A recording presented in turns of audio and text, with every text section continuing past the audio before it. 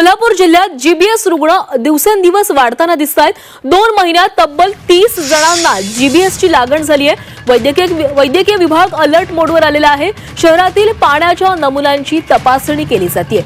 कोल्हापूर जिल्ह्यात जीबीएस रुग्ण वाढताना दिसत आहेत। या संदर्भातील अधिकची माहिती घेऊयात आमचे प्रतिनिधी प्रताप नाईक यांच्याकडनं। प्रताप, कोल्हापूरमध्ये जीबीएस रुग्ण दिवसेंदिवस वाढत चाललेले आहेत। जवळपास 2 महिन्यामध्ये जीबीएस रुग्णांची संख्या ही 30 वर पोहोचली आहे। काय अधिकची माहिती आहे?